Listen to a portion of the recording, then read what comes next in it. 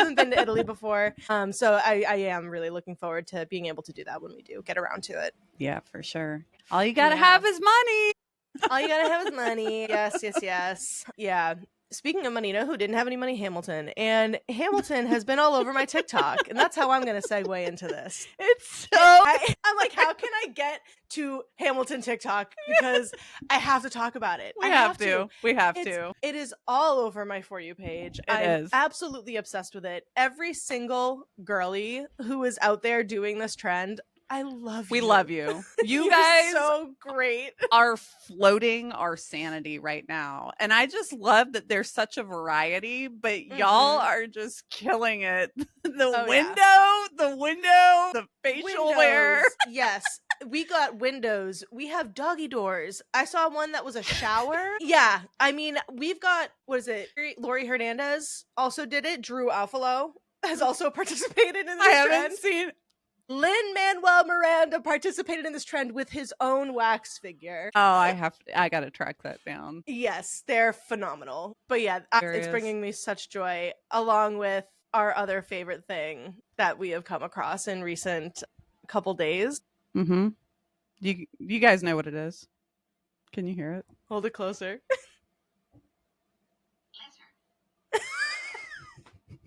We love the lizard. Okay, so lizard, it is lizard. As of recording this, it is Wednesday, August 6th at 7:41 p.m. Eastern Standard, and the count right now is 67,494,472 clicks. Oh, see, I have 497,306, and then here, hang on, let me just undo that, and then 307, 308. Lizard. My own count is at 140 at this time. Wait, let's alternate. Okay, so you go. Yeah, turn that shit up. Okay, hold on. Lizard. Anyway,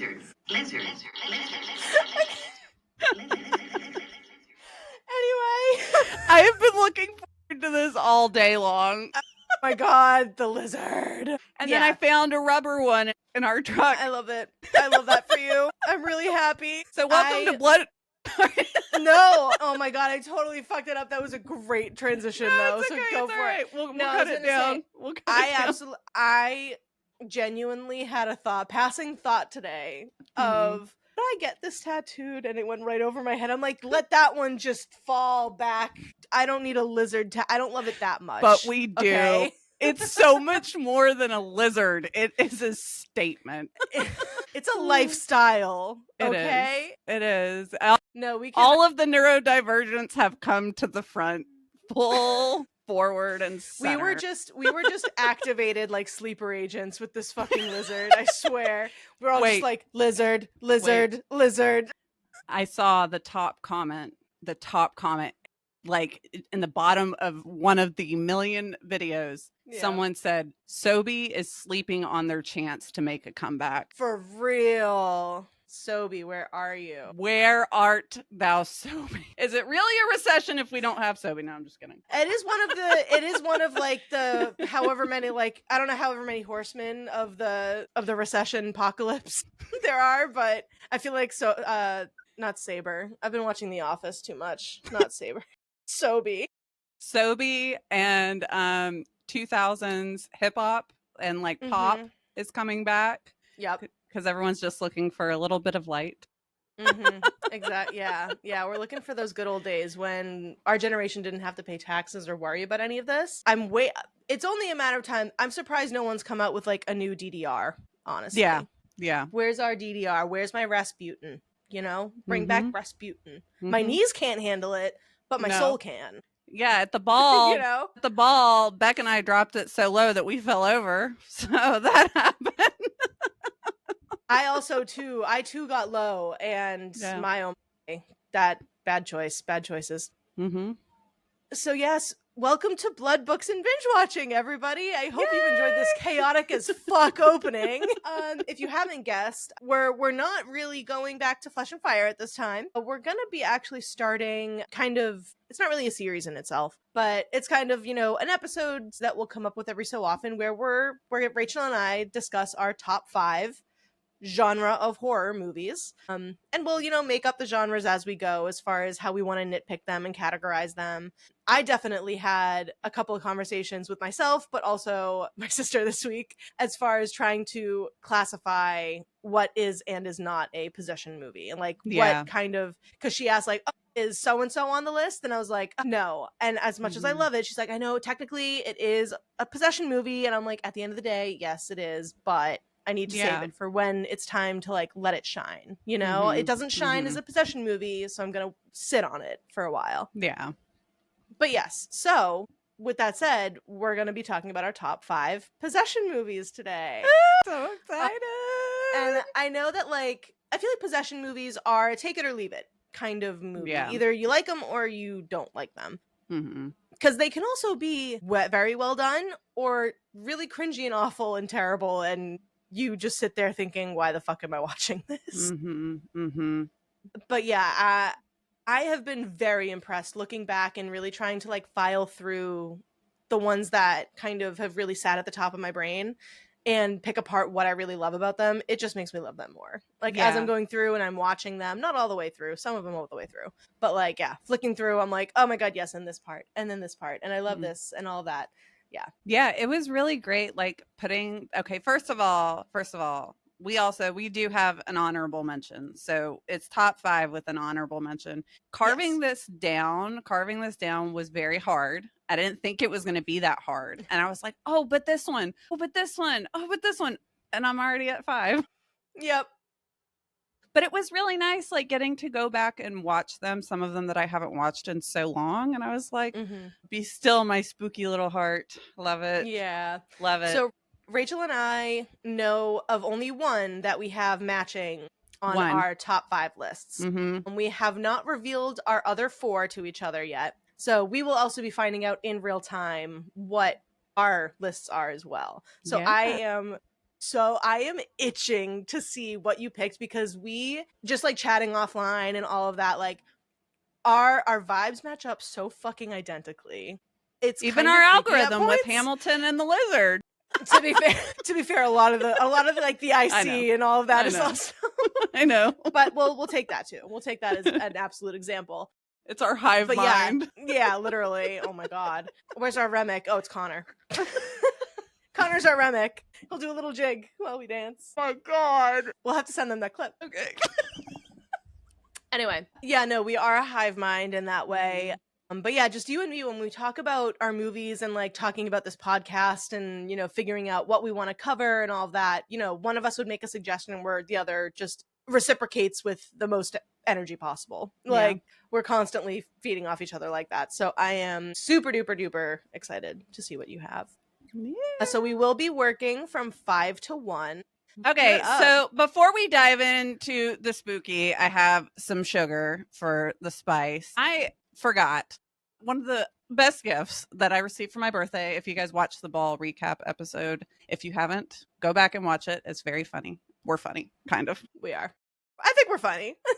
Megan's turnaround time is insane, and she sent me this lovely, beautiful, here, let me get it in the frame. Oh, look at it. It's so sweet from Canva. So sweet. I am so happy it came out so good. And like, I will say, like, props to Canva. They turned that shit around. Cause like, I think like I edited the photos and put it all together Monday and put the order in on Monday. And they had that shit like shipped the next day. Yeah. It was crazy fast. I was like, we just took these pictures. Yeah. I was like sitting there, I'm like, oh shit, it's not gonna get there in time for her birthday. That sucks. I gotta figure out something else to do. And then all of a sudden it was like, your order shipped. And I'm like, awesome. And I know you were feeling we were very rushed for pictures for anyone that was not there. We were down to the wire. I love that one of me. I love it.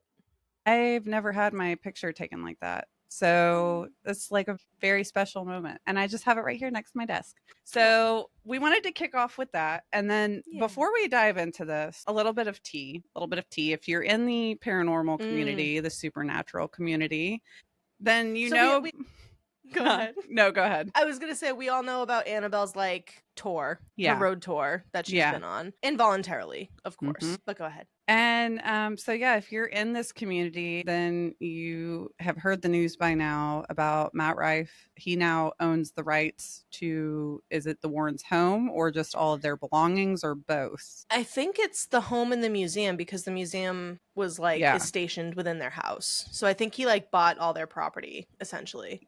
I mean, it could be, we could be completely wrong on that, but he is definitely, there was a purchase involved where he now has ownership over the Warrens. Like, yeah.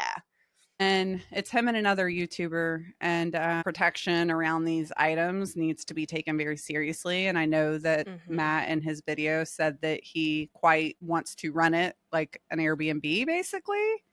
Yeah. If you are listening to this by chance, and if you are thinking about endeavoring in that, just please do your research. Don't go, actually. Yeah. Don't go. Because, like, don't do it. Just don't do it. Flat out, just don't do it. Just don't do it. We'll talk, down the line. We'll obviously, this isn't like a spoiler, but we'll obviously be covering the Conjuring movies because they're like iconic horror movies. Yeah. And at that time, we will get on our bigger soapbox. Warren hates soapboxes, okay? Because while I do love the movies, my feelings about the Warrens are it's conflicting for me, and I hate it because the movies were good. I'm like, wait. Yeah, well, if it helps, the movies are like the most loosely based off of them that you could ever be. Yeah. Case in point, first of all, that they're attractive in the movies. Right. Because they were not attractive people in life. No, they were not. So, for one, you got Patrick Wilson and Vera Farmiga, so they're immediately gonna sell it and fucking knock it out of the park. So, so we'll get there. The last little note to that, as I guess, like, I feel like it's even though, again, I don't even know who's gonna listen to this, but kind of as like my duty to the ethereal realm. It's not meant to be made of a mockery, and it's not meant to be ran as a sideshow and some exhibit. And if you are a person that is doing this for money, you're a piece of shit. Yeah, well, you gotta figure, once the Warrens died, it went to the Zach Bagans fuckface. Yeah. And then, not Zach Bagans himself, but like, wasn't it his buddy that took her on the road? Wasn't that like a part of the Ghost Adventures crew or whatever? Yep. He dies. Now he's dead. Now he's dead under mysterious circumstances, and mysterious being like spooky. Oh, who knows? Mm-hmm. And then, and now Matt Rife owns it, who is just another not great white man who doesn't need to have his grubby fingers on it. And just be respectful. Don't go. And on that topic too, I have to I will be completely honest, I haven't done more research on this other than like TikTok University. So I saw one the other day talking about how the Lizzie Borden house is now under new ownership as well, and is making it not great either. They allegedly, like I said, I haven't, fact checked this yet, but allegedly they have mannequins stationed acting as like, the bodies of the people who were murdered there, of the Bordens, and they have a rubber axe that you can pose with and like mock re-murder these people. And like the disrespect, like what the fuck? I wanted to go to the Lizzie Borden house to pay respect to those people for so long, and I will no longer be doing that and giving these people money. That is actually insane. What the fuck? That is, I have not heard that. That is like, I am fucking speechless. Like I said, it's just based off of like a person who went there and was reporting on this via TikTok. I would need to verify all of this, but like just the idea of it alone is disgusting. But yeah, so if you know anything about this, Lizzie Borden updates, leave it in the comments. If you guys know about anything. Because that's like, I'm like enraged. It's just like not respectful at all. No, not at all. So anyway, before we get real down in the dumps, let us actually now continue on to discuss our top 5 possession movies. Let's get to it. Let's do it.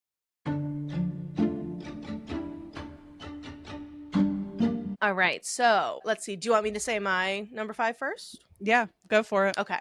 So my number 5 is The Taking of Deborah Logan. Don't know if you've seen that one. It's been a long time. It's been a found footage. Yeah. It's a found footage movie. Yeah. So before I kind of go into what I like about it, I want to hear what yours is. My number 5 is Insidious.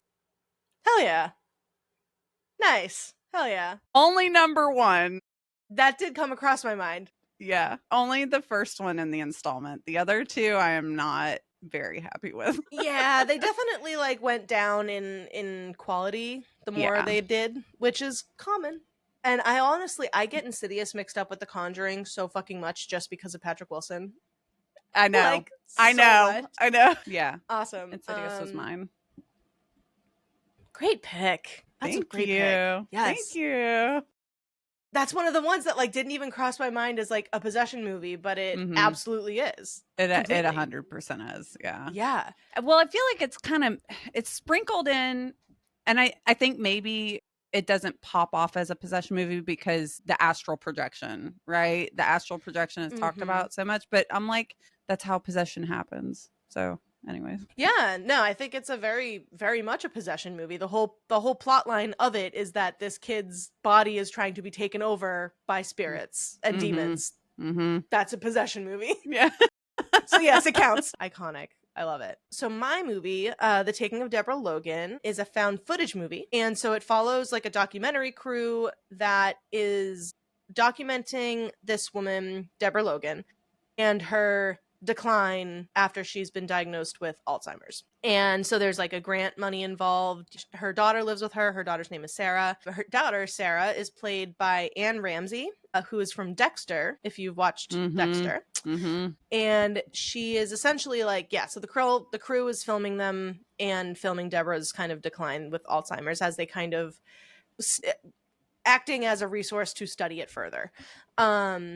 And give people a look at what it is like for the caregivers and the people suffering with it. And it's a very cool take on possession. Like, it's not the traditional one like yours is. Like, so it's not traditional devil demon looking for a soul kind of gig. If you do choose to watch it, there is some body gore involving like skin. It's pretty nasty, I'll be honest. I can't watch some of them. Some of it's like medically related and it's just like there's they do a spinal tap at one point and it's just I can't do it. So be aware of those kinds of things, but like the acting is superb.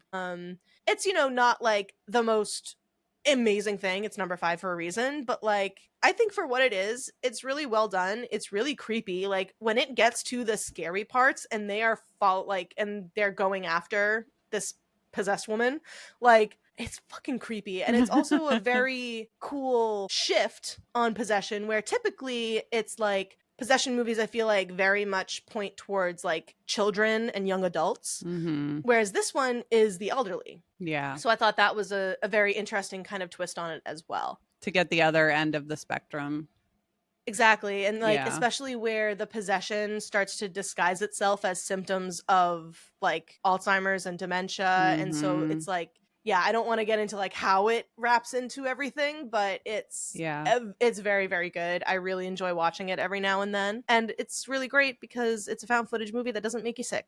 So it's like it jostles because it's still a found footage movie, but it's not like Blair Witch level jostling. You're not on a roller coaster. So I'd love to hear what you love about Insidious. Tell me. Yeah. So let me try. Since I've watched it. Let me try not to spoil this. Okay. So if you are going to watch Insidious, or if you're never going to watch Insidious, but you're interested to kind of know the gist of it, you've got Rose Byrne, who I love her. I love her as an actress. She's such range. Yeah. Range. Seriously. Incredible. You look at her in this, and then you look at her in Neighbors.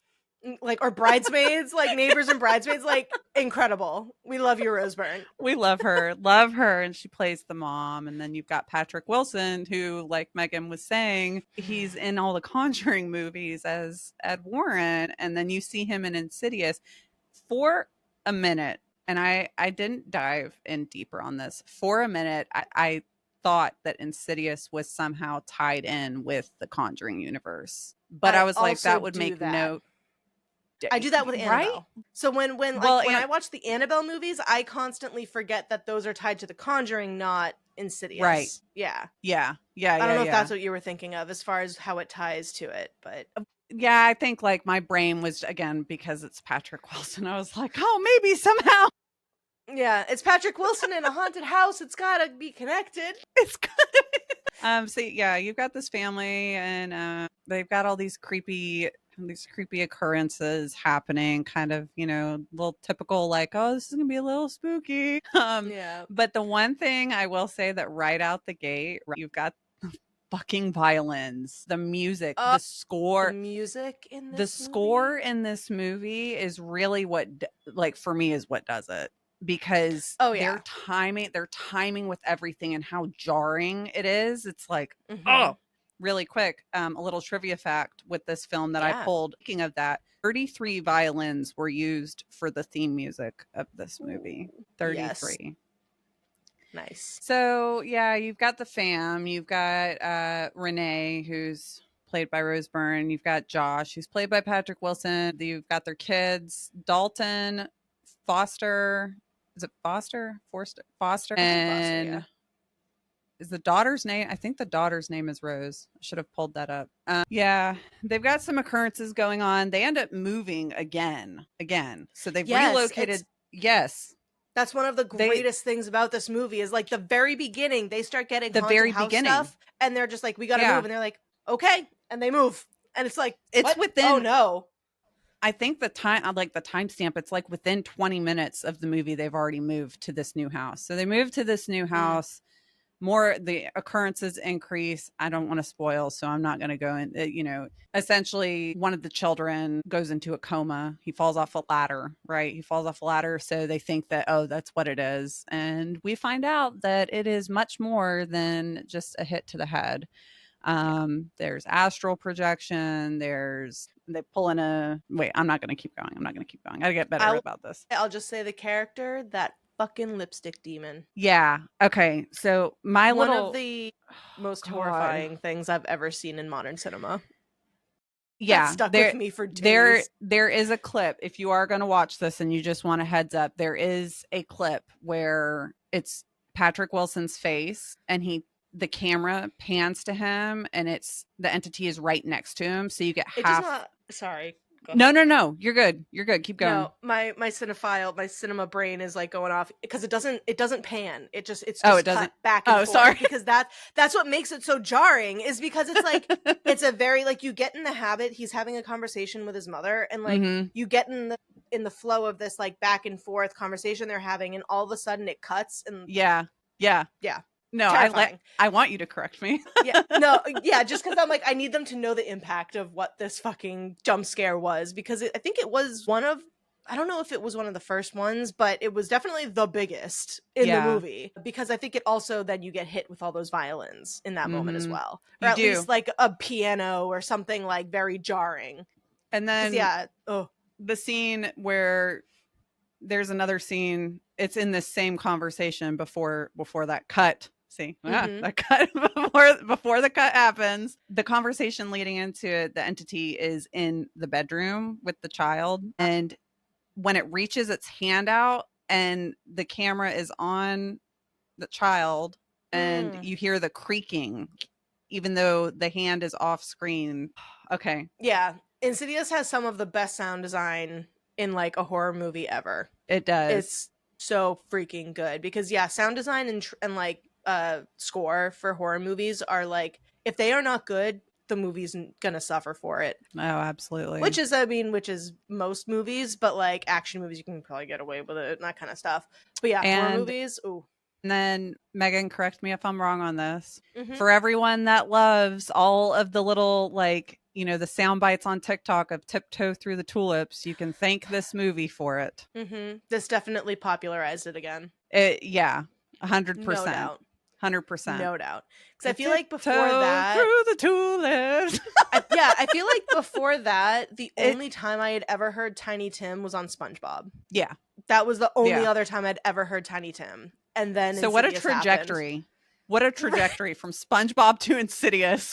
What a legacy Tiny Tim has left. So there's a lot that I could go into on it. I do not want to spoil it though, but just know it's if you want to get a little scared, definitely watch it. Oh, it's a lot scared. Last trivia for this. This film was shot in 3 weeks. No shit. Yeah. Wow. According to IMDb, all the trivia that I will be sharing is pulled from IMDb. That's 3 weeks. Great. 3 weeks to shoot a movie is, especially one that's this good. And like, oh my God. Incredible. James Wan, master. He also did both. I think maybe that's also why you get confused. James Wan, I'm pretty sure, did this and The Conjuring. Didn't he? I have no idea. I'm gonna look it up because I need to know. This is where we need some theme music for research. Dun dun dun. Wait. Oh yeah, give it to me. Hold on. What was I just looking up? Oh yeah. Theme music. Lizard.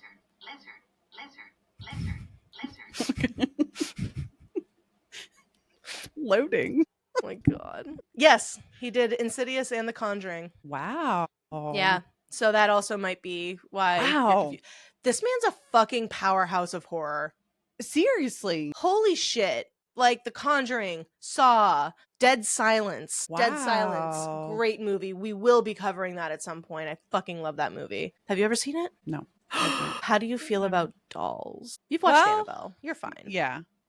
What about what if they're like marionette dolls? That's fine. Not marionette. What's the ventriloquism dolls. Oh yeah. I'm fine. So good. Oh, I can't wait for us to watch that. I freaking love Dead Silence. And then there's it'll come to me later. I don't want to divert too much. Okay, so any last points about Insidious? No, I could go on and on, but I will cut it off. We'll rein it in. Yeah. My number 4 is The Last Exorcism. Oh, let's put that one on here. That's a good one. I just rewatched it the other day. That's a good one. That's a good one. That's one of those. Yeah. My number 4 is The Rite. I'm trying to think if I saw that or not. With Sir Anthony Hopkins. I might have seen that once. Came out in 2011. Yeah. I think I did watch this and it was good. I think I do remember this movie. Yeah. Good choice. That's a good pull. I definitely remember this movie. It's worth a rewatch. It's worth a rewatch for sure. Oh, I just realized that I forgot one of the movies it's all right. It's too late now. I'm not going to have to be able to. It's okay. We'll have to wait another day. I'm like, I just remembered one of the movies that I freaking love. That is a possession movie. You can put it in, but it's actually not. You can have another honorable mention. Or is it? I don't think it is. I'm going to say it because I don't think it classifies as a possession movie because it's The First Omen that just came out in the last few years. Yes. That movie's so freaking good. It is. It's not a possession movie though. So, okay. Right. Because looking through the pictures and I'm like, oh shit, is that this movie? And I'm like, oh no, wait, nope, different movie. But yeah, that movie's really, really good. Maybe we'll do like the Omen movies someday. But yeah, oh man. Right. Wow. I'm going to have to go back and rewatch that. Where'd you watch it? I need to watch it. Where'd you stream it? Well, we have it on Fandango, which used to be Vudu. I don't know why all these companies got to fucking buy each other out. So we do have it on. I think it's on Prime. It might be on. So you can rent it on Prime. That's okay. Yeah. I'll sail the high seas. It's okay. They had it on Max for a while. They all, they take all the good stuff off. They do. They rotate that shit all the time. So yeah. So my movie, The Last Exorcism.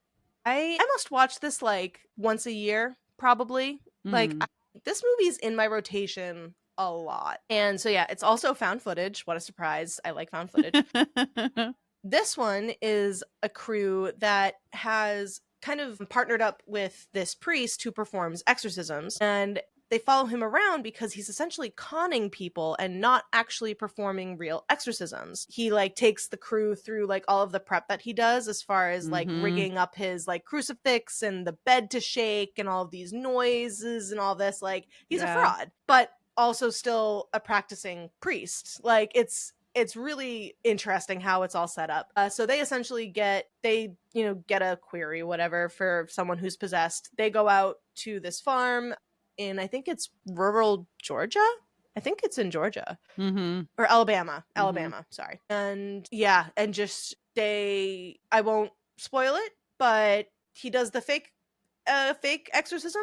Does it or doesn't work? Watch the movie and find out. Yeah. Find out what happens. Because It's another one where the found footage is done really well, because it's not super shaky. And as it goes on, it's actually, this is one of the kind of trivia things I found also on IMDb, is if you watch it and pay attention to it, and now that I think about it, it's definitely clear. As the movie goes on, the camera gets more and more shaky because the guy with the camera is a professional, but as they get more terrified, his movements start to become a lot more jarring. Not to the effect that you get sick, but it's a really cool kind of transition to see throughout the movie. And so it stars Patrick Fabian also, who was in Breaking Bad and Twitches for my DCOM fam. Yes, he's awesome. And then it also stars Ashley Bell as the possessed girl. And this is her first feature film. Wow. She had never been in a feature film before. Holy fucking shit. Like, what an entrance. Seriously, I'm going to talk a lot this episode about body and contortion work. And she is one of them that does it so insanely well. There is one. She is.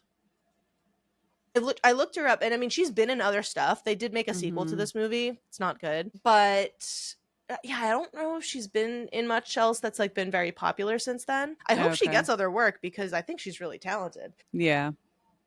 But there's one, I think it was in the promos for it, so you might have seen it if you haven't watched the movie, but she is able to bend her back in a way that's like a U. She just like, she forms a U with her back and bends backwards. And that is her. That's not wires. That's not... Wow. Blows my mind every time I watch it. So yeah, she can just bend her body and make herself look like there's another part where she is crouched up in a corner of a ceiling, and just the way that she is pretzeled up there, terrifying.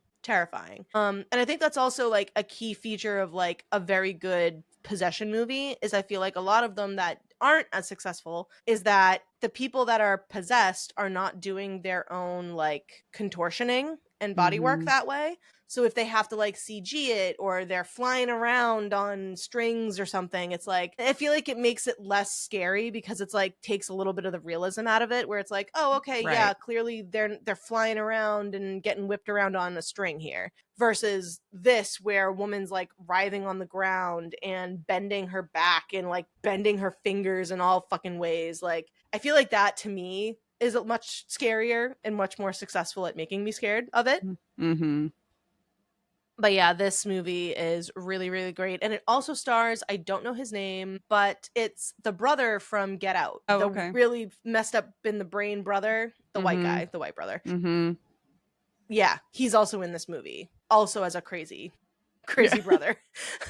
So yeah, definitely check that one out if you are interested. Sure. It's a good watch. It's a tight hour and a half also. So it's a nice tight hour and a half movie. It's not super long.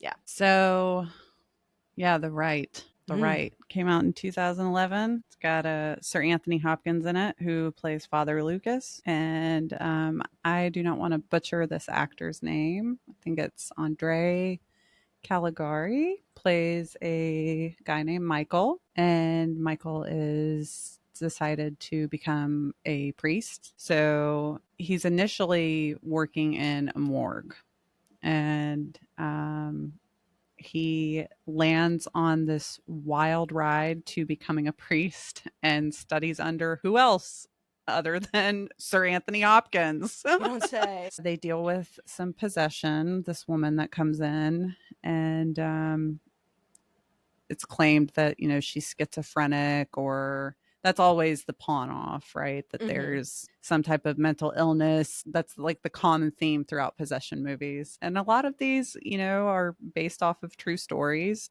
So it's interesting to keep that in mind, that that's always the first thing to go to, is that there's some type of mental health disorder. So Michael's first introduction to priesthood is trying to perform an exorcism on this girl who, as a disclaimer, a trigger, the girl is pregnant. So that is something to keep in mind if you go to watch this movie, if that's something sensitive that you may not want to watch. But yeah, do they successfully exorcise her? You'll just have to watch.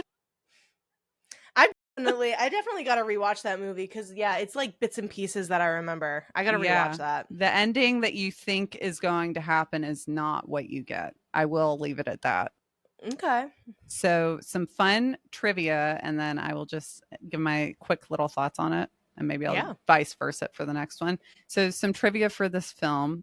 This film is based on the actual experiences of a California priest and Vatican approved exorcist named Father Gary Thomas, who had been sent by his bishop to study exorcism in Rome. Oh, shit. And in a promotional, is that the right word?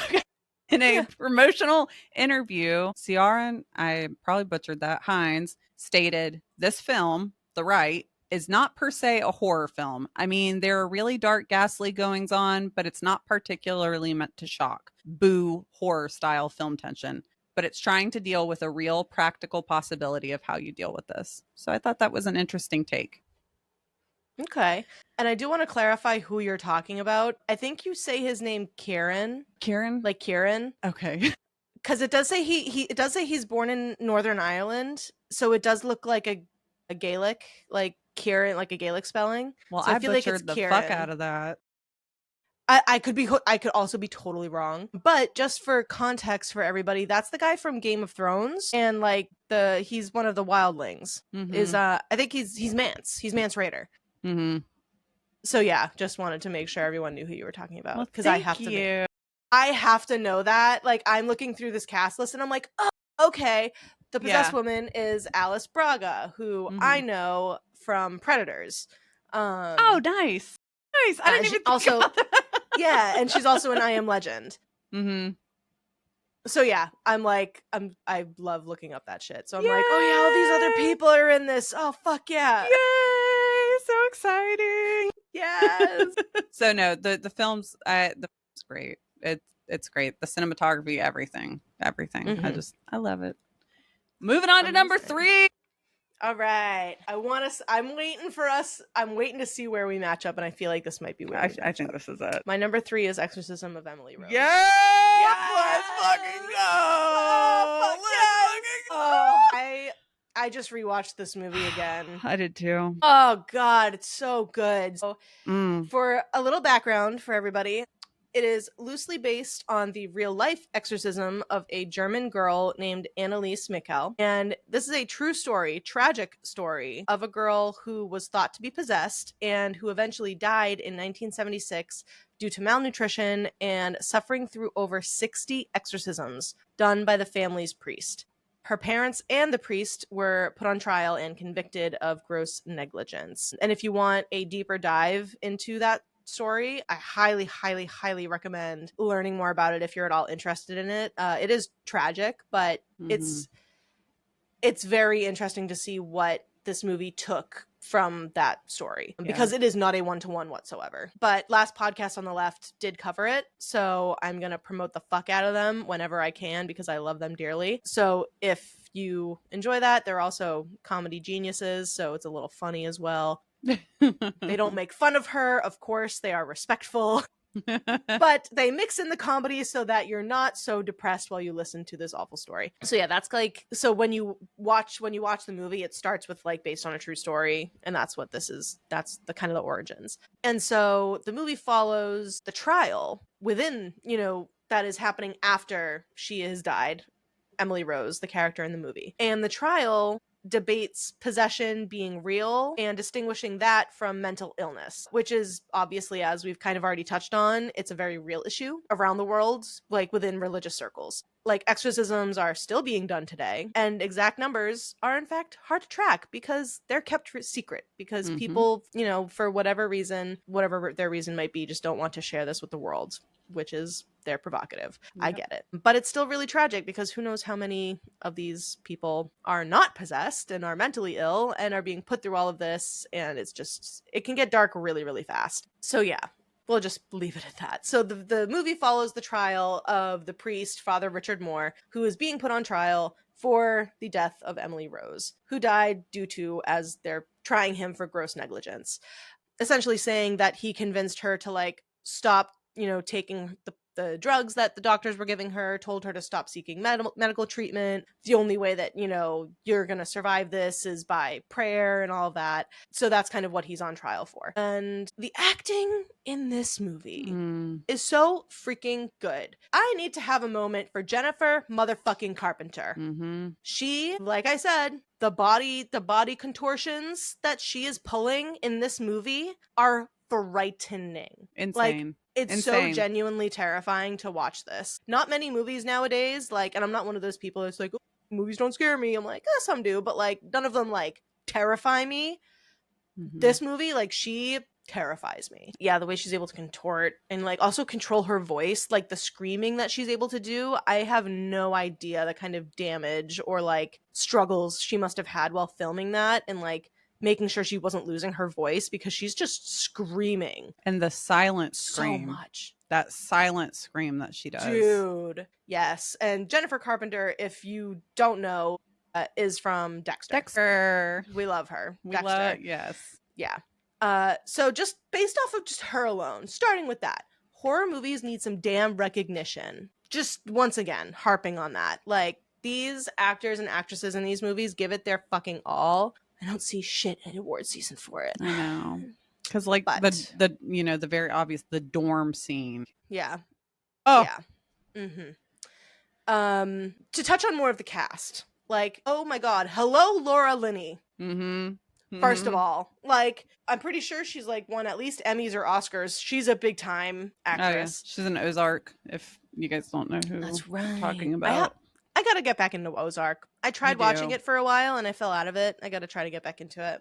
So I love me some Daddy Bateman. So also Tom Wilkinson, who I most clearly know from Batman Begins as what is it? Carmine. He's he's Falcone. There's also a rando, Campbell Scott, who I couldn't place. He's the prosecutor. He's the Amazing Spider-Man 2 as Peter's dad. Is he really? No shit. As the international super spy, Peter's father. I was like, what? Yeah, that's wild. Because I'm like, I know you. I know your name. I know your face. I know that voice. And that's why. The mustache really makes it hard.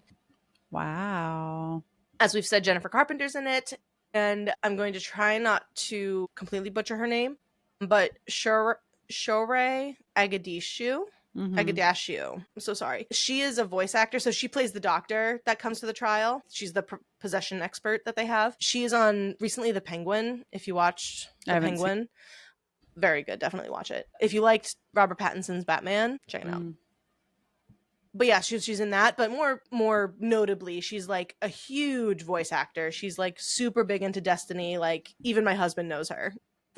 He hears her voice when I'm watching anything she's in, and he's like, oh, hey, Destiny. And I'm like, yes, Destiny. So yeah, stacked as fuck cast. Yeah.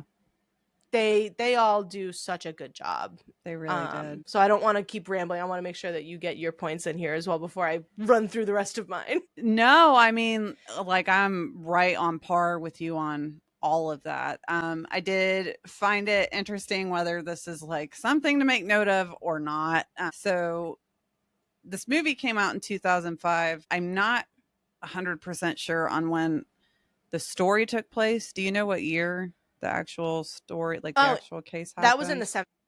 It was way back in the 70s. Okay. So even in the movie though, that it's, more modern, the fact that we've got Laura Linney playing the defendant lawyer, right? And she's going up against all of these men. Just everything in the movie to me was just so intentional, right? I won't go on my tangent, but yes, Dr. Sadira Adani. Yes. Her whole presentation, I don't want to spoil it, but you get to on the science behind the science, possession, essentially. Yes, the science behind how the work that Father Moore was trying to do was being prevented from being done by her being on the medication. I just was like, oh fuck. Yeah, it was really cool. Yeah. It was really cool. Yeah, because it also on a non-horror note, it kind of, obviously you take filmed things in fictional movies with a grain of salt, but it gave me an introduction into how a court proceeding goes, to be honest. Yeah. Like, I knew what a prosecution was, I knew what the defense was, but this, like, gave me a deeper dive into, or a deeper look into, like, okay, how does one build their case? What kind of work does a lawyer need to do to, like, defend their person or whatever? And, like, also just, like, the flow of a trial, and I don't know, like, obviously you take it with a grain of salt, like I said, but I got a lot from this movie as well as SVU. Oh, yeah. Yeah. Well, and then this topic specifically, when you're dealing with the supernatural and the paranormal, it's not tangible, right? You can't bring a spirit into court and put them on Right. on the podium. So it's like, yeah, I love this movie that it brought that to the light of, like, how do you navigate that? How do you make a case against that? How do you, defend this priest from being thrown in jail? So Yeah. It's structured really well. It is.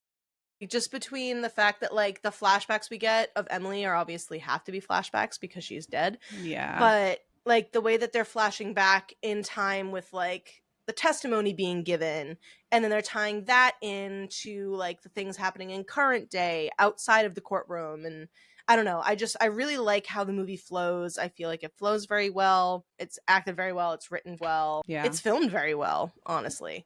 That barn scene, and the barn scene just haunts me over and over. It's so good, and it's so terrifying. Her entire exorcism scene is so creepy. But I always, when I'm in church now, or not necessarily in church, but what's the specific line? I always quote it. Now, of course, it's escaping me. But it's when she's who dwells within. Well, yes, that. But no, where she is being exercised and she says, 1, 2, 3, 4, 5, 6, I bring you treats and tricks or something.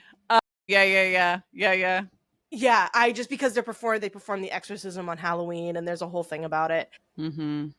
But yeah, I just like quotes from that for some reason.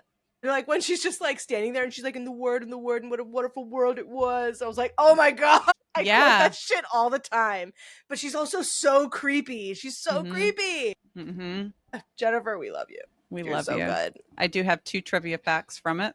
Yes. Okay. Trivia fact number 1, there were 2 dolls constructed for this film. The first was where Emily Rose would lock her limbs. The other was during the dorm scene where she is on the floor in a twisted position. Well, that's kind of a bummer. I was hoping that was her. Hold on.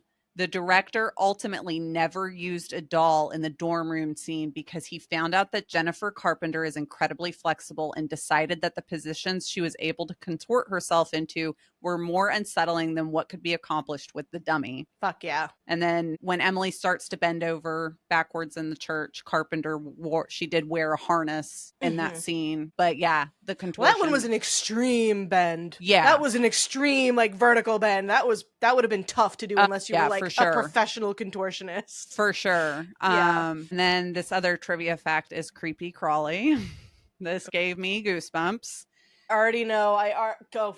Say it. I already know what it's about. During production of the movie, Jennifer would wake up to her radio inexplicably turning on in the middle of the night and playing Pearl Jam's song Alive. More specifically, the lyrics "I'm still alive" would repeat over and over. That's not what I thought you were going to talk about, but that's creepy. What were you going to talk about? I thought you were going to talk about the part where she eats bugs.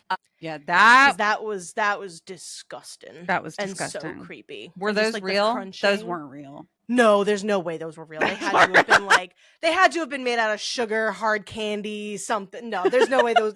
That's Leonardo DiCaprio level of method acting, I think.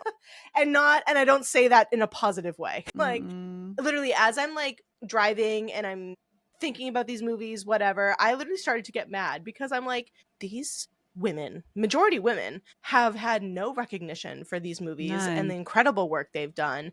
And yet you have people like Leonardo DiCaprio, who has had some fantastic movies. He's a great actor. Don't get me wrong. I have other opinions on him, but we'll leave those out for now. But like, He wins an Oscar for laying in a dead bear for real. And then, but yet we have all these women. Anyway, I digress. I'm not going to get on a soapbox. But yeah, that's really awesome that, because I did think about that when I was rewatching it, when she was like stiff as a board.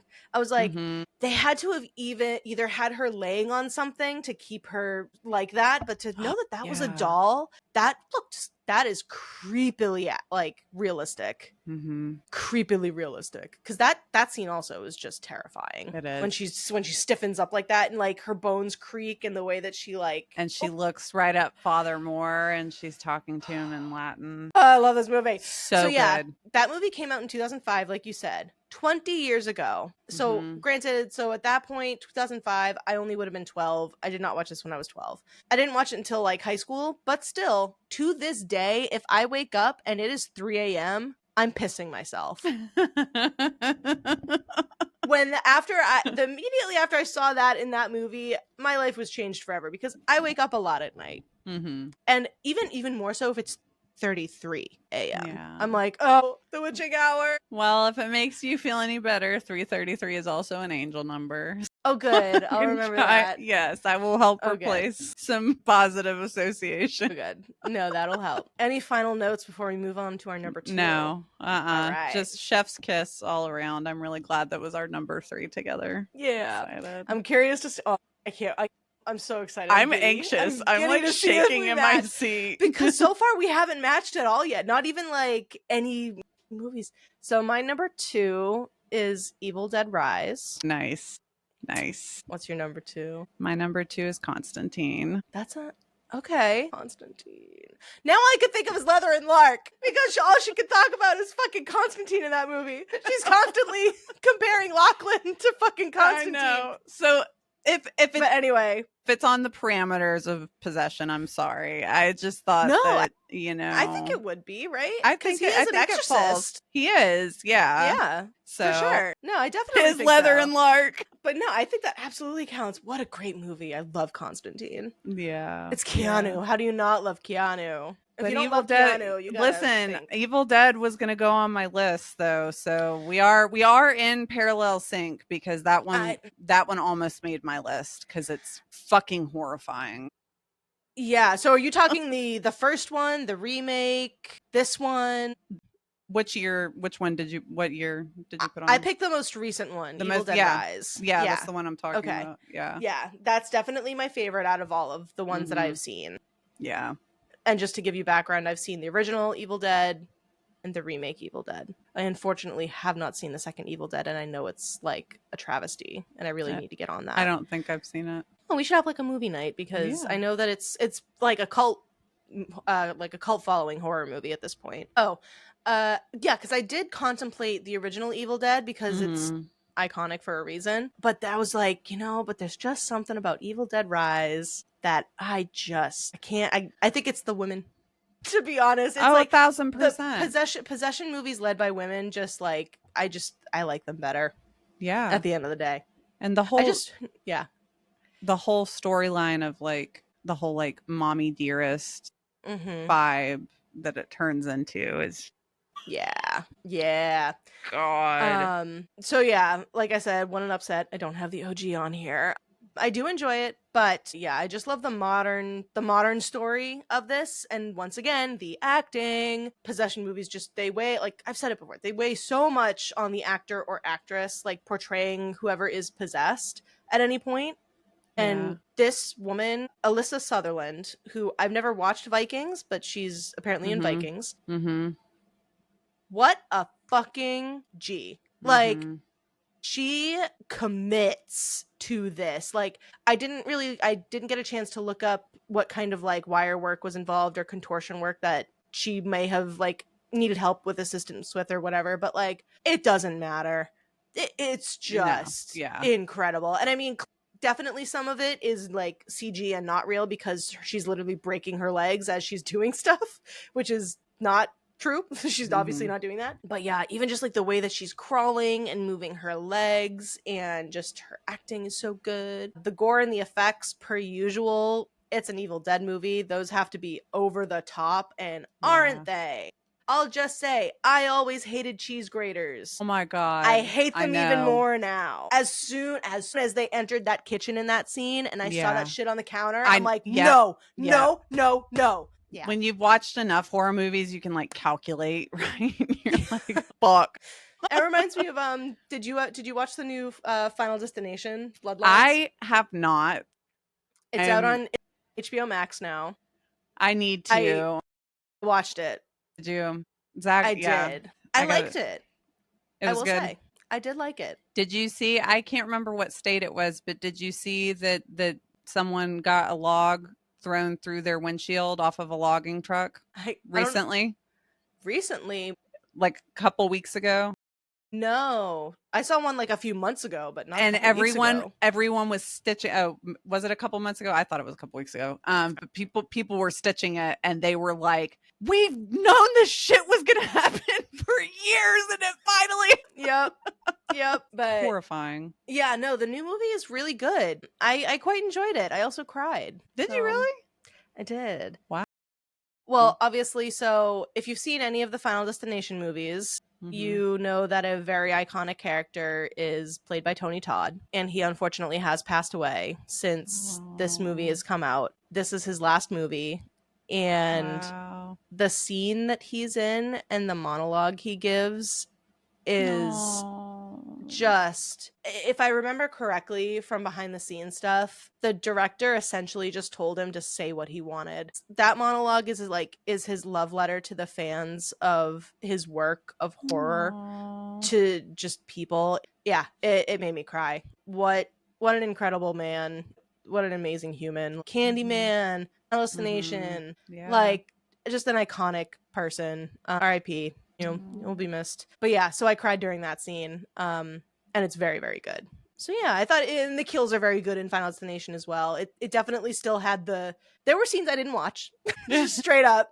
I was just like, nope, I can't do it. I can't, not because of the gore factor, but just like, it's the Final Destination effect. It's just the way that they build up the anticipation of like, the most minute things that could happen to anybody. Like, you've seen the trailer where it's a man walking along the grass and steps on a piece of glass. That could happen to anybody.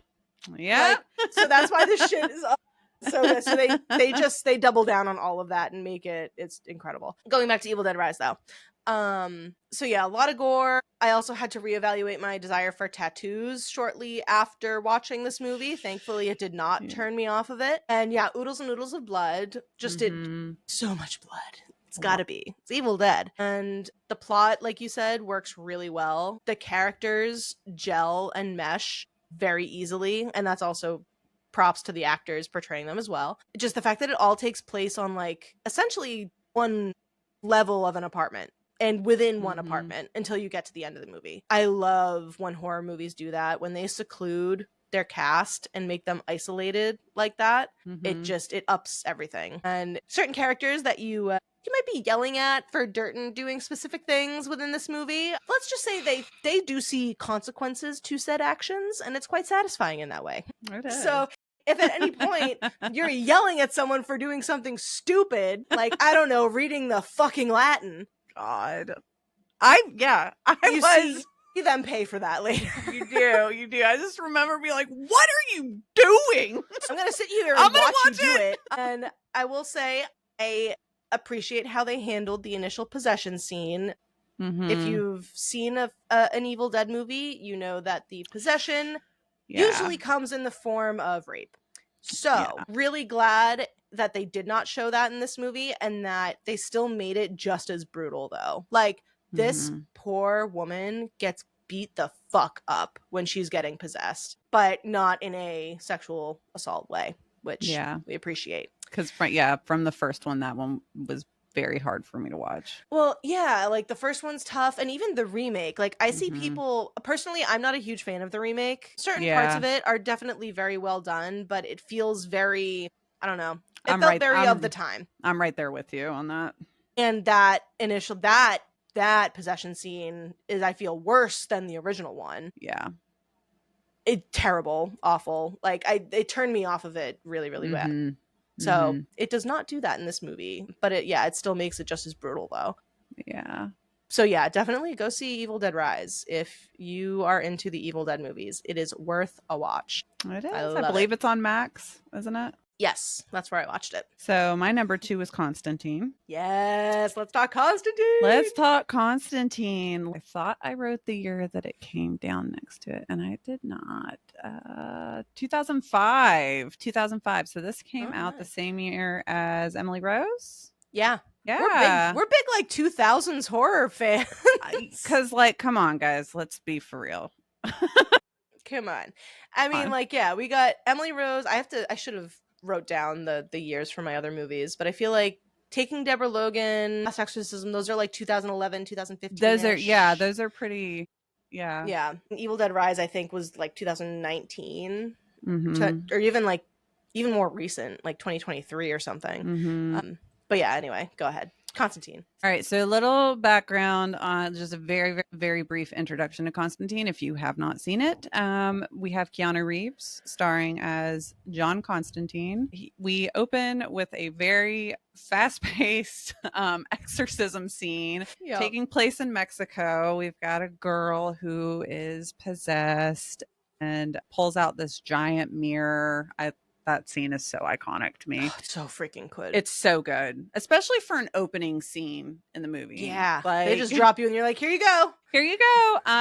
So obviously there is, big lore. And I wish I had thought of this before we started the episode. Megan and I both have an Appalachia folklore book that maybe we will start weaving into these types of episodes, because the mirror, and there is info on the mirror in that book because I've already looked at it. There is. If you I thought I marked the page.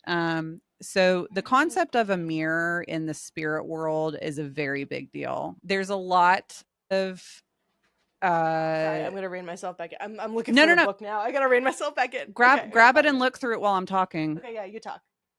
Okay, so mirrors throughout all different cultures are in the spiritual world. They're thought to be portals, right? So there's a lot of advice, a lot of pieces of advice. For example, to not have a mirror facing your bed while you're sleeping, not having a mirror facing a window. There's, we spiral down all of that. So the fact that Constantine pulls out a mirror in this scene to essentially lock this demon in that he exorcises from this girl is just kind of paying homage to that entire concept, right? So we've got Constantine. I'm trying to think. I don't want to spoil this. Anyways, Constantine is seeked out by a detective. Her sister has died, and she doesn't think that it was what the ruling of death was, which was suicide. She's a little bit suspicious. So we get to see Constantine on his entire journey on helping her accomplish all the ups and downs and ins and outs of exorcism. We have the cast in here. Ooh, the cast. Give it to us, mommy. My God, we've got Rachel Weisz as Isabel, Peter Stormare. I'm so bad with this. I'm so sorry. Playing Lucifer. Tilda Swinton. Fucking Tilda Swinton. Playing Gabriel. Are you fucking incredible? Also, she looks insanely good in this movie. That's Shia LaBeouf. This book's got. That's right, Shia LaBeouf's in this movie. Shia LaBeouf's in this movie. Oh my God. Also, there's a protection charm. Yeah. Just chilling in here. Dude, I can't wait. I haven't gotten a chance to read this yet for obvious reasons. But there's a whole section on haints. I'm like, oh, when we get to Sinners. This is cool. I haven't gotten a chance to look through this yet. Okay, I'm gonna stop. No, you're good. And then I'm gonna try to pronounce his name. Jaimin Hansu, who plays Midnight. Phenomenal actor. He's in Blood Diamond also. Yes, he's great. My God. He's in Guardians of the Galaxy. Yeah. Phenomenal actor. Phenomenal actor. So in a nutshell, Detective Dodson asks Constantine for help because he has a reputation for dealing with this type of shit. And we do get little bits and pieces of Constantine's background on how he's been to hell and he's destined to return. So you get to follow his entire journey of some wild shit. Yeah. Put it lightly. Yeah. No, I love the creature design of this movie. I love the look of this movie. Yes. Oh my God, it's so like, good. Yeah, it's so cool. Like, even granted, like 90% of it's CGI at some points, like it's still like just the way that it's filmed and color graded and things, it is really done in the CGI's favor very well because it still looks authentic to the world, you know? At points. I mean, I haven't watched it in a while, so it's 2005 effects. I'm sure if I watched it now, I'd be like, oh, actually. Yeah. So I do have some trivia with that, which is actually pretty good. So I will wrap up my not very eloquent recap of Constantine. Listen, guys, I'm not a professional movie reviewer, all right? We're getting there.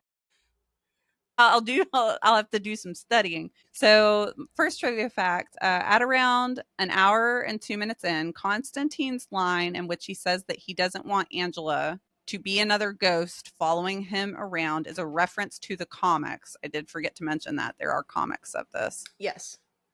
Where he is haunted by the ghosts of friends who have died because of him. So I thought that was touching. Devastating. Second trivia, the shape of the swimming pool in the mental hospital is a cross and reflects the one on the side of the building as seen through the skylight. So cinematography, I may not be an expert. I just love cinematography. I thought that was really cool. You're talking to the right girly. I know. You can you can educate me on all of like the professional terms and layman's, and I can be like, oh yeah, that's. It's almost like I said, we have to do horror movies if we're doing this podcast. Yes. I have to talk about movies. I can't just talk about books. We can't. No, because Constantine. And the last trivia fact, which what we were just talking about was CGI. Okay. So although the flying Seplavite, which is the giant creature, would be brought to life via CGI, the scavenger demon was a fully articulated puppet with a radio-controlled face, jaw mechanisms, and cable-controlled fingers operated on set by 6 puppeteers. That's so cool. I love practical effects. So for the time it came out, 2005, where CGI was very like, because when did Tremors come out? Did Tremors come out in 2000? That's like an 80s movie. That's older. That's way older. Yeah, Tremors is like 80s. Yeah. And most of Tremors is like physical stuff. It's Yeah. No, it's a very unfair comparison because obviously they had big money, but anytime like an early 2000s movie, it's like, oh yeah, comparable to like other movies of the time, and I'm like Lord of the Rings, right? Like some of the best CGI that's aged beautifully over the years. Just saying. They're superior for a reason. Yeah. Anyways. But yeah, no, I love practical effects, especially in horror. It's such a cool thing. The practical effect, like especially The Thing. So real quick, I did finally watch Smile 2. Just speaking of practical effects. With the practical effects. Yes. Good. So good. How fucking creepy is that thing? Oh my, it's horrifying. Hated Smile 1. Hey, I'm so glad you told me to watch Smile 2 because I like that one a lot better. Me too. Yeah. I debated putting it on my list, but I'm like, I don't like it that much. Right. But yeah, what a freak. That one. At the end of that movie, I don't know if I would have been able to act before that thing. I would have been like, actually, can we do it CG? I can't do this. I can't. It's horrifying. I wonder if it's in a museum somewhere. I hope it gets put up somewhere. I would love to go to like if one does exist, like some sort of horror practical effects museum exhibit somewhere. I want to see those practical effects from The Thing. I need to see that shit in person because absolutely. Talk about like life-changing, like life-altering special effects being put into a movie. Yeah, that movie's great. I love The Thing. We'll do an Alien series at some point, and that's going to get brought up 100%. For sure. Very hard for me to narrow down Alien movies because that's like, I think Alien movies might be my favorite genre of horror. That makes my heart so happy because I love Alien movies so much. I love them. Even the bad ones. I love the bad ones too. The really shitty found footage that they had a grand budget. I eat it up. I eat it.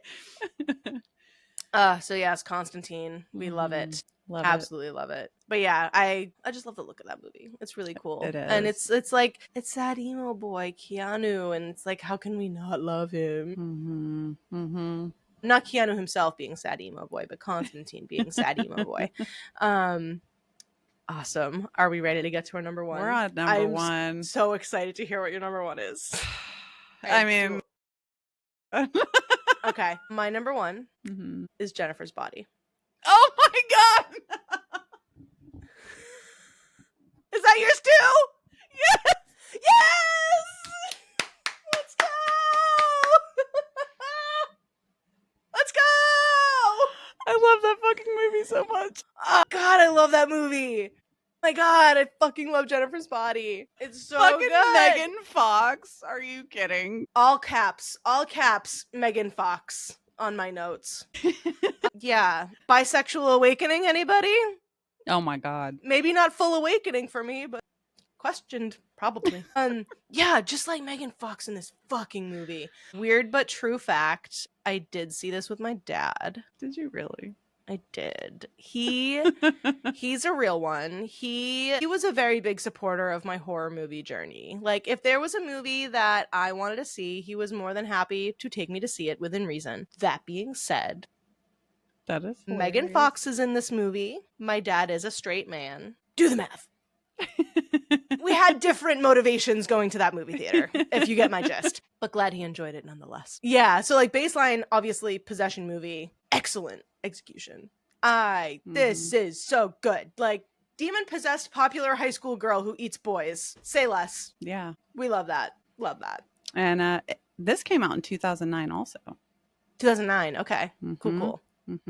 Yeah, I do remember that because I hadn't graduated high school yet. I was like a sophomore in high school and my dad took me to see this. Too bad why couldn't have the bisexual... Why couldn't it have just done something then? You know? Yeah. Whatever. I was already with my dumbass ex, so I was whatever. It is directed by Karen Kusama, and the filming handled with absolute grace and the needed like perspective of a woman to tell this story. Pivotal to do that. Case in point, because when the marketing team got their grubby little man hands all over that movie, they completely mismarketed it. They did not market it as a woman power, like, yeah, she's eaten boys who like try to take advantage of her, whatever. It was marketed as, look at Megan Fox who looks really hot and she's a demon. And there was nothing else. So like, I'm glad that it was enough to get me to the theater, but the amount of people, like, for that reason, this movie's kind of almost gathered a cult following over the years because so many people didn't watch it because they thought it was just because this was also in the time of like Transformers. Megan Fox was like being, you know, for lack of a better term, taken advantage of in, you know, movies as far as being used for how she looked and used for her body. Transformers, case in point. Michael Bay, you fucking monster. Like, and she also looks very fondly back, like this, she looks fondly back on Jennifer's Body as like one of her favorite filming experiences. So just goes to show what a difference that makes. Yeah. But yeah, so just looking back and I'm like, yeah, I remember those commercials just being like so basic and like, look at Megan Fox. She's walking down the hall slow-mo and her boobs are up to her fucking face and like she's looking hot. And I'm like, she looks hot. She looks like that in the movie. Right. However, it is not portrayed as like bimbo demon at all. So yeah. It's so much more than that. It is such a good like take on just feminism, women using their sexuality. You know, because of course Jennifer in the movie, Megan Fox plays Jennifer. She is a sex symbol in her high school. She's the popular girl. She's hot. She has her nerdy best friend, Needy, who like is unkempt and has glasses because 2009 and glasses make you ugly. Fuck off. And it also like completely flips it because she uses her sexuality to lure horny teenage boys into the dark and murders them to feast off their blood. And it's awesome. Because, yeah, it's not oh, I'm a sexy girl, and I need help, and I need a man to come exercise me. It's like, no, actually, it's not that at all. She's running rampant and murdering boys left and right. And who comes to save the day? That's right, Amanda Seyfried. Needy. The woman comes to save the day, actually. It really was just such a different take, because like while we still did have, you know, the concept in the beginning, like especially like with the van and everything of like, you know, for sure, a woman being taken advantage of, it is just like the ultimate like reclaiming her power. Yes. Yeah, because that is how you're totally right. That is exactly how the movie starts out. They straight up drug her. Right. They spike her drink, get her into the van, and take her away.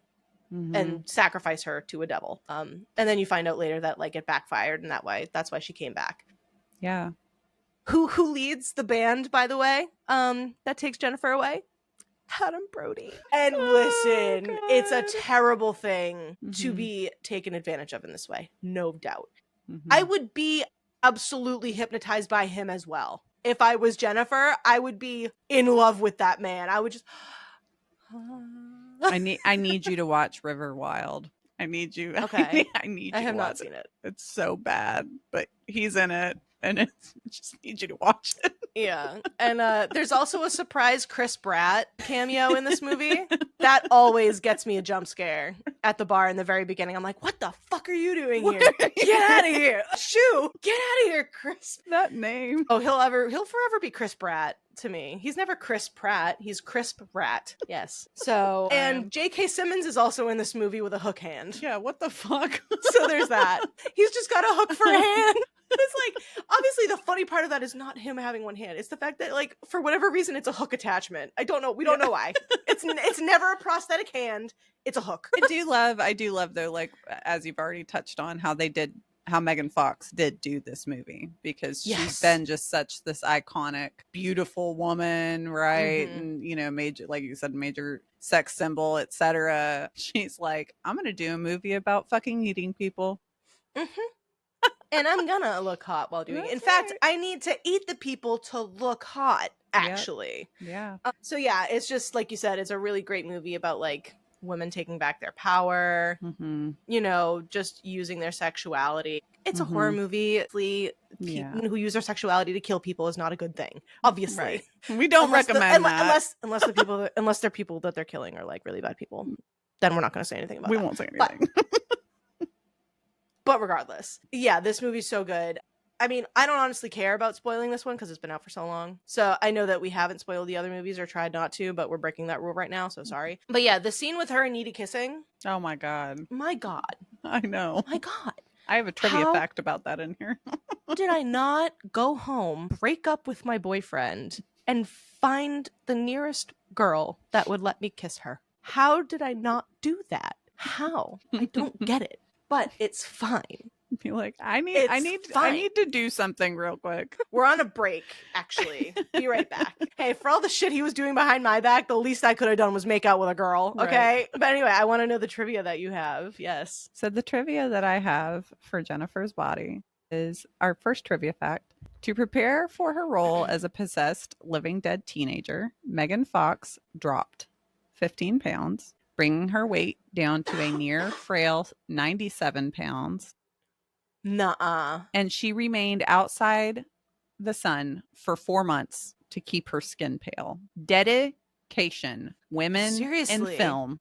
Oh my God. I had 98 pounds? And again, this is all that trivia. Can't have been healthy. No, God, no. And I mean, a lot of actors and actresses in film that do that. Like, I know Christian Bale for The Machinist. Have you seen that? Yeah. You know what I'm talking about? I haven't seen it, but I know, yeah. You know what I'm talking about? He ate an apple or a can of tuna each day. Yeah. I think about him, and I think about Matthew McConaughey. Yeah. In the Dallas Buyers Club. Yeah. But no, actors should not have to do that to their bodies. That's insane. That's actually wild that she was that skinny. Holy shit. So this trivia is from IMDb, so as far as we know, it's all accurate. Right. Damn.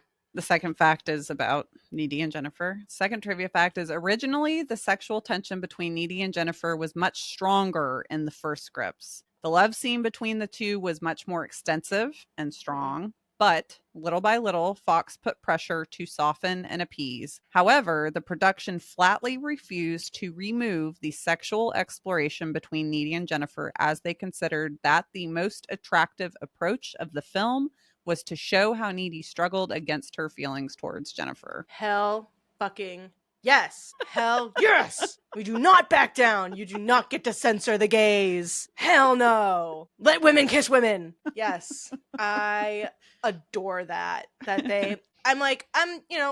I love the level that it was at. If it had been more, I feel like it would have taken away from the rest of the movie, but I feel like the level that it was at was perfect. Because it was very much that, like, you could see her like falling under the spell and like exploring that part of her with Jennifer, and then snapping out of it, being like, oh my god, you're a fucking monster, like what the hell's happening, what am I doing?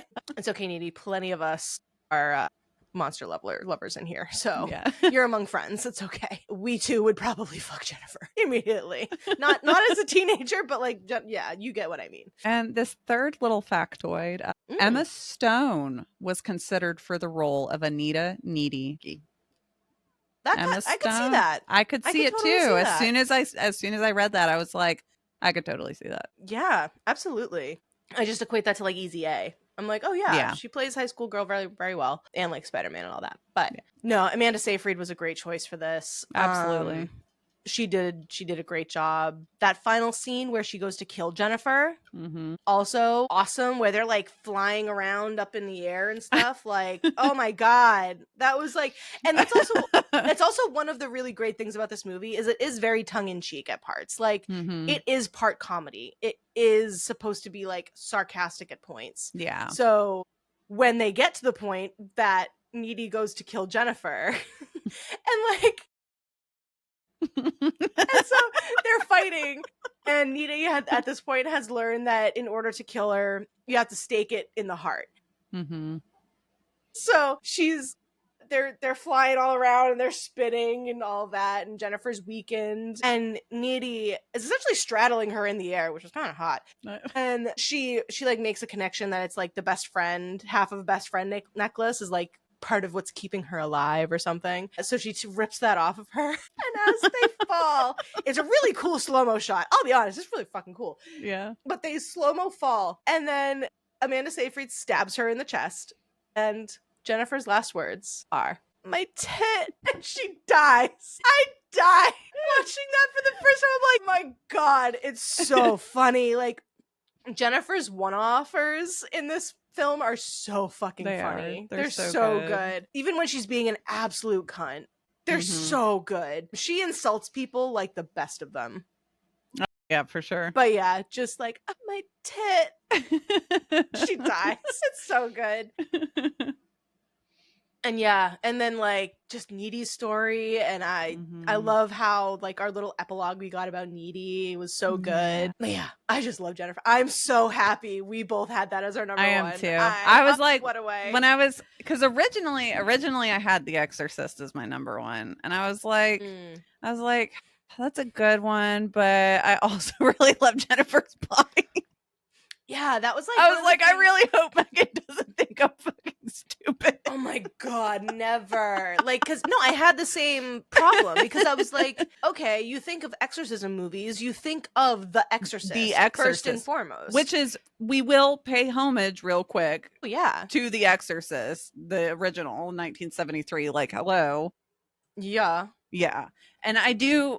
Before we move on, this is just really quick. It's an intrusive thought. I just have to say, as much as I love The Shining as a film, I feel so conflicted about it, because I had thought about putting it on my list, but like all the background info that I know on like how many times the staircase scene was filmed and how much PTSD the actress had, it was just like horrible. Horrible. Yeah. I'm very excited for when we eventually cover The Shining, because I want to. I have not finished reading it. I think I've gotten like a quarter of the way through it, so I'd probably restart it. Yeah. But I know I can already pick up on very distinct differences between the movie and the book, and I'm understanding more and more why Stephen King abhors that movie. He hates that adaptation with a passion. It's really horrible. And reading it, and from what I've gathered from the book, I see why. The changes that Kubrick made were like, what the fuck are you doing? And then and just the way that Shelley Duvall was treated was like terrible, awful. I didn't mean to derail us. I just had no intrusive thought. No, this is great. It's stream of consciousness, baby. This is how ADHD stream of consciousness works, okay? Anyone listening to us knows our brains well enough, I think, at this point. But yeah, no, I really love The Shining, and I can't wait to do that, along with Dr. Sleep. I've never read Dr. Sleep, but I fucking love that movie. So yeah, I'll have to read those because I've seen the movie and I love it so much. Yeah. Anyways, so yeah, Jennifer's Body for number 1. Yes! Let's fucking go! Yes, but yeah, definitely homage to The Exorcist. You're the one that started it all. Yes. You know, you gotta pay your dues. I did one factoid from that was because I did put that to the side. One trivia fact was when that movie came out in theaters, they had EMS at the theaters to help people because they were so jarred. Yeah, and I mean, understandable. Yeah. You know, you put your mind frame in the mind of someone in like the 60s watching this. Yeah, this is 1973, so this is just in the just into the 70s where you've got your trad wives and stuff, and it's like coming out. Aside from the racism, like they are very devout. Like, you know, religion was very popular back then. Definitely has declined in popularity since. But like, if I had a time machine, that's one place I would want to go. I would want to go to into the theater for one of the opening weekends of The Exorcist. I want to go and isn't it the Mother Mary statue that has like the traffic cones and stuff that are sticking out of it or something? One of the scenes. I'm trying to remember. Anyways, homage to the original Exorcist. Couldn't do this without you.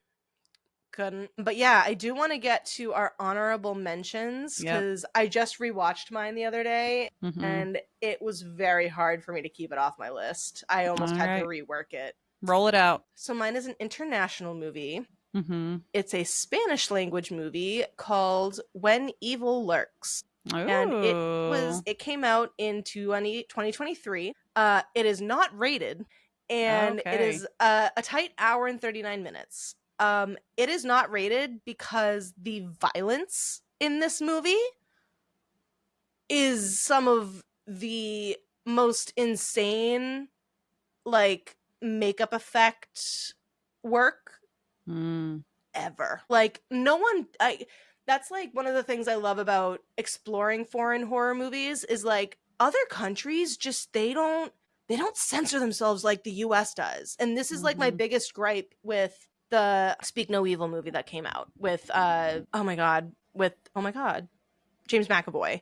That just came out. It's a remake of a movie that literally came out like 2 years ago in Denmark. It's a Denmark movie, Danish movie, I should say. But yeah, the violence and gore factor of the original and like the rawness is completely taken away in this remake. It's definitely still good, don't get me wrong, but like it's like that way with Quarantine versus the Spanish language movie Rec is a million times better, and Quarantine is like nearly a shot for shot English remake. Not nearly as good. Also Jennifer Carpenter, we love her though. Shit. Have you never seen Quarantine? I don't think so. Wow, that's a good one. I do enjoy it. It's not like it's a bad movie. It's just like the original Spanish language one is just that much better. It's just done so much better. So yeah, getting back to my point, When Evil Lurks, if you choose to watch this movie, know that there is going to be some very, very troubling shit you're going to see. Not to the effect of like, we're not talking about like the real life gore factor like some of these old school horror movies do, like all the bullshit with like Cannibal Holocaust bullshit. Don't go watch that movie. I've never seen it. Don't go watch it. It's a whole thing. Just don't go watch it. So yeah, anyway, just like the makeup effects and whether it's prosthetic effects or dummies or whatever, like people are cracking skulls and they just stay on it as someone's just bringing a bat down on a person's head. You're sticking with it as someone's getting axed in the face. Oh my god, it is so good. It follows two brothers who they are essentially called, it's like you're dropped once again like a Constantine kind of thing. You're dropped in like the middle of the plot. And they are on their way to like a friend's house or something in the same village where Rotten is. They call them the Rotten. And essentially in this story, in this movie, like possession, the devil is real. It is something that everyone knows about and there's known ways to take care of it. So it's like, it's a really interesting thing. Like the whole point of the plot is that you can't kill anyone who is possessed with like a gun, or gunpowder, otherwise it will just jump to another person. You have to manually kill the person. It's there's something like that, but yeah, wow. What a movie. Go watch that. I think it's on AMC Plus, but oh, it's so good. It's so good. I could talk about it for hours. So yeah, if you specifically, Rachel, if you want to watch that and let me know what you think about it. I will. If you ever get a chance. I will. Oh, it's so good. I'm sure Zach will watch it with me too. He got so upset because I was rewatching these to prepare for this. I was watching Insidious, and he came up. He's like, "You watch it without me?" And I was like, "I gotta be on. I'm on a schedule. I can't wait for you. I'm sorry." So also, before my honorable mention, just speaking of Zach, he loves the Paranormal Activity movies, so we're just gonna throw that in here for him. He's gonna be rightly so vicariously on the podcast. Yes, Zach's choice for number 1 is Paranormal Activity. All of them. All of them, yes. Which he did inspire me to start rewatching the first one. Because I think I told you, I messaged you the other day. I'm like, every few months, I just go through a Paranormal Activity marathon. Yeah. I just run through them all. And the first one is the hardest to get through because while it is up there as one of the better ones of the franchise, fucking Micah. I know. He's so insufferable, I can barely stand it. He's so horrible. Talk about worst boyfriends. Yeah, really bad. Anyway, here you go, Zach. For my honorable mention, this one is, I was kind of thinking of on the thread that you started the other day, the movies that are so bad that they're good. Oh my God, what did you get? I did The Haunting in Connecticut in 2009. Oh boy. I know. I thought it would be a good one though. God, I haven't watched that movie. And so that also stars, is that the same guy? It has Kyle Gallner in it. He's the one that plays Matt. He's in a lot of stuff. Okay. And it's got Virginia. I did write these down. Virginia Madsen plays the mom. Once you pull them up, you'll recognize them. Yeah, I don't know. I don't know what it is about it that I just like it. I mean, you're allowed to like bad movies. It's okay. But yeah, I mean, it definitely has its moments for sure. It does. It's got the storyline is decent. The storyline is decent. Yeah, right. The guy from he's Smile 2, right? Yeah. Yes. Yeah. Okay. Yeah, I haven't watched this movie in a while, but yeah, I mean, I remember some of the effects, being particularly unsatisfying, not as great. Specifically, that ectoplasm looking real funky. Yeah. For sure. But no, you can like what you like. Really, I brought this to the table for the trivia. If anyone has not watched this, I'll just skim over real quick. Okay, we've got this family, the son, whose name is Matt. He's got cancer. And the mom, Sarah, is having to drive him. I forgot what state they're in. It's not Cincinnati. Rachel, I'm going to want you to read off the title of the movie again. Oh my God, they're in Connecticut. Right, okay. Just making sure. Yeah, but they're having to drive. Okay, whatever. I think they do have to drive to another state, probably Pennsylvania, Massachusetts. Yeah. They're honestly driving to Boston, if we're honest. We'll see. Okay, whatever. We're just winging it. We're winging it But just point. So we know, they're in Connecticut, though.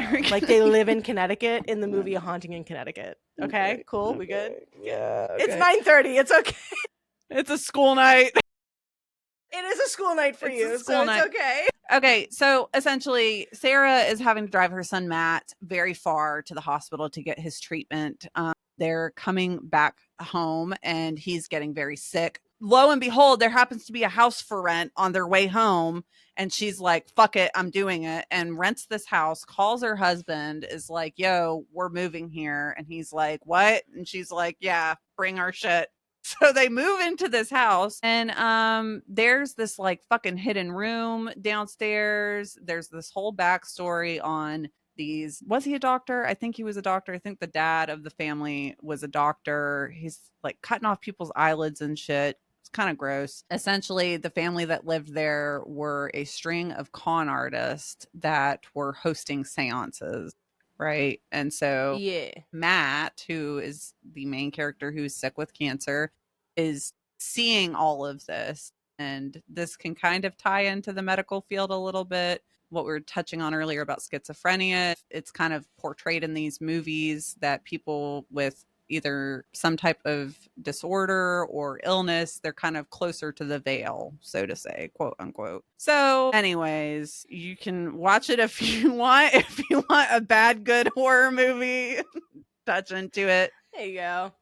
And I know I really wanted to limit myself, but now I'm just now I don't want to keep rambling. No, it's fine. But I did bring trivia to the table for this one, and this is Go ahead. Before I go into my next movie, let me throw the trivia out for this movie, because this is really what had me lay this on this sheet. Yeah. Okay. First fact, there's 3 facts for this one. Although the film states that the house was destroyed in a fire and rebuilt, there was never a fire, and the original house still stands today. By the way, this one is based on true story. The second trivia fact, there are some authentic photos proposing that show ectoplasm in the movie, right? However, I've seen those yet. However, though they were seized upon as authentic at the time, most people now acknowledge that what is shown is regurgitated cheesecloth, so it was not real. Mm-hmm. And this last fact, author Ray Garton, who wrote In a Dark Place, which is the book that this movie is based on, has distanced himself from the claims of the Snedeker family and the Warrens. He has continually disowned the book, proclaiming it to be 100% fiction. So once I saw that fact, I was like, that's really fucking interesting. He's like, I don't want anything to do with the Warrens, because the Warrens supposedly investigated this house also. That gives you a little bit of a ding dong. Yes. So, well, going off of that, then on the string of the places that the Warrens went and just probably made everything worse. Another movie I feel like I wouldn't be able to sleep tonight if I didn't give it props is the remake of the Amityville Horror. Yes. With Ryan Reynolds. So we are, same brain. Yeah. Same brain, because that one did almost make my list too. Yeah. Because number one, Brian Reynolds is daddy. He is ripped and hot as fuck. He's bearded. Okay. And ripped to shreds. There is a scene where he is out in the rain and he's shirtless and he's dirty and he is evil and he is trying to kill his family, but like, he's so hot. And it also stars the woman from 30 Days of Night, who is really great. Oh yeah, 30 Days of Night. Oh God, you guys are not ready when you're not ready when we get to vampires. No. I wish vampires and aliens fight for my top. Yeah. So they fight. So yeah, I had to make sure to shout that movie out. And I know I've heard like not a lot of people like that movie, and I don't know why.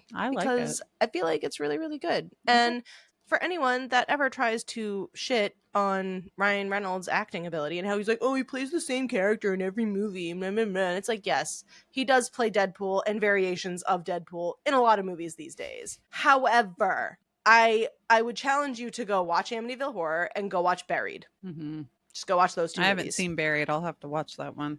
It's literally him alone in a box the whole movie because he's buried alive. Oh, shit. And it's him alone in a box. He's talking to someone on the phone at some points and you see those people, but otherwise it's him alone in a box. Wow. So good. So yeah, whenever anyone is like, oh, he just plays Deadpool in every movie, I'm like, it starts to trigger me. Eye starts twitching. Yeah. I'm like, is he the best person in the world? Who knows? You can never know with these people. You can say what you will about his wife, but even still, I digress. That is another one that I really, really love. And yeah, I think that's going to wrap up a possession talk. It's so, this is a blast. I'm so excited to do more of these. We're definitely going to have to, we'll make sure to more like strategically plan them out in the future and all that jazz. But like, if you're loving on those possession movies, we didn't list yours, I want to hear about it. So comment about it. Tell us. We want to know what ones that you guys enjoy. Give us recs. For all we know, there's been stuff that we haven't watched that you like. I won't say I've watched every horror movie. I would never claim that. There's plenty I haven't seen. So I definitely want to watch more possession movies. I have to decide what to watch before bed tonight. Is it going to be a possession movie? Probably not. Also, go watch The First Omen because that movie kicks ass. That is good. It's really, really good. So thank you so much for joining us for this top 5, our first of the top 5 installation. So for Blood Books and Binge Watching, I am Megan. And I'm Rachel. and have a great day, everybody.